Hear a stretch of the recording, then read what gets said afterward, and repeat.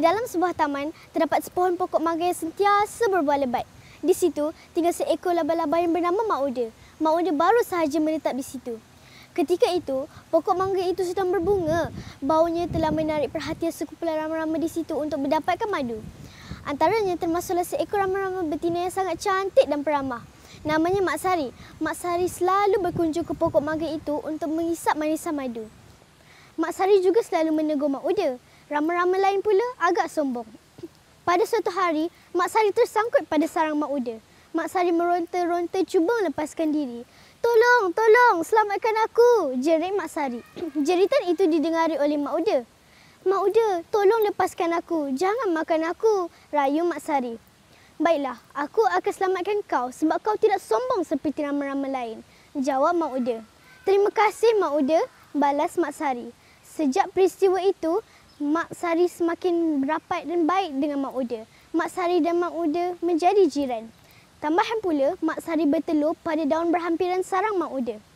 Pada suatu hari, Mak Sari berkata, "Aku akan ke tempat lain untuk mencari makanan. Aku harap kau menjaga telur-telur aku dengan baik." "Adakah kau tidak akan pulang lagi?" tanya Mak Uda. "Pasti aku akan pulang lagi untuk melihat anak-anak aku," jawab Mak Sari. "Baiklah, aku berjanji akan menjaga telur-telur kau dengan baik," janji Mak Uda.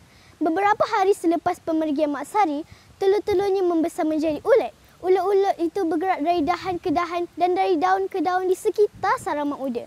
Ketika itu, Mak Uda berasa sangat lapar. Dia ingin memakan anak-anak Mak Sari. "Aku dah lapar. Daripada mati kebuluran, baik aku makan anak Mak Sari. Lagipun, aku makan sedikit sahaja. Pasti Mak Sari tidak sedar."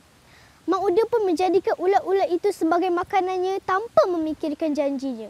Hari demi hari, bilangan anak Mak Sari semakin kurang. Akhirnya, tinggallah 10 ekor anak Mak Sari yang masih hidup. Ulat-ulat itu menjadi kepompong dan dari kepompong menjadi rama-rama. Tidak lama kemudian, Mak Uda pula bertelur. Ketika itu, 10 ekor anak Mak Sari yang masih hidup sedang belajar terbang. Walau bagaimanapun, seekor demi seekor anak Mak Sari tersangkut pada sarang Mak Uda. Tanpa belas kasihan, Mak Uda memakan anak Mak Sari kerana malas mencari makanan demi menjaga telurnya. Akhirnya, tinggallah seekor sahaja anak Mak Sari yang masih hidup. Pada waktu itu, Mak Sari pulang untuk menjenguk anak-anaknya. Pada perkiraannya, anak-anaknya sudah membesar menjadi rama-rama. Mak Sari juga ingin melawat Mak Uda. Dengan penuh harapan, Mak Sari mencari anak-anaknya. "Di manakah anak-anak aku?" tanya Mak Sari kepada Mak Uda. "Semua anak kau telah mati kerana jatuh dari pokok ini sewaktu hujan lebat tempoh hari," jawab Mak Uda tanpa rasa bersalah. "Maafkan aku, Mak Sari. Aku cuba untuk menyelamatkan anak-anak kau tetapi tidak berjaya." Mak Uda berpura-pura sedih. "Tak mengapalah, Mak Uda. Terima kasih kerana menjaga telur-telur aku selama ini," jawab Mak Sari dengan nada yang lemah. Mak Sari percaya dengan semua kata-kata Mak Uda. Tiba-tiba, datang seekor anak rama-rama. "Ibu, Mak Uda berbohong. Sebenarnya dialah yang memakan adik-adik saya," cerita anak rama-rama itu. Mak Uda terkejut dengan kehadiran anak rama-rama itu kerana menyangka semua anak Mak Sari telah habis dimakannya. "Betulkah, Mak Uda?" tanya Mak Sari.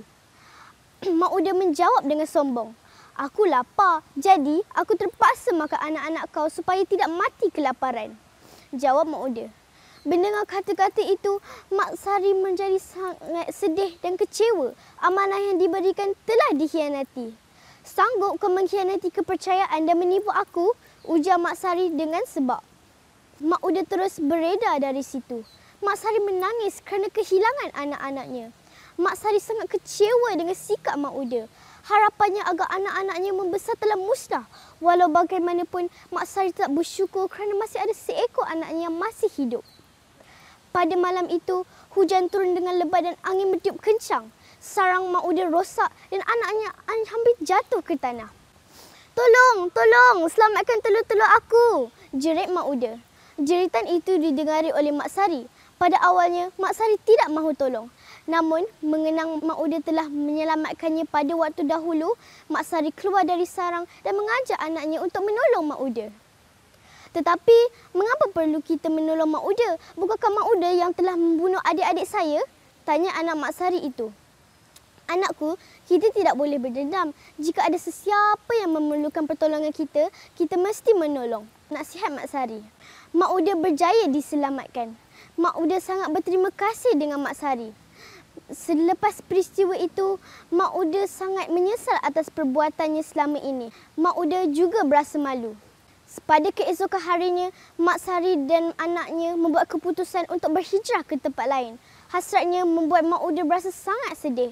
Mak Uda telah kehilangan jiran yang sanggup menolongnya walaupun telah dikhianati. Namun, Mak Uda terima keputusan Mak Sari. Harapannya agar Mak Sari melawatnya pada masa yang akan datang.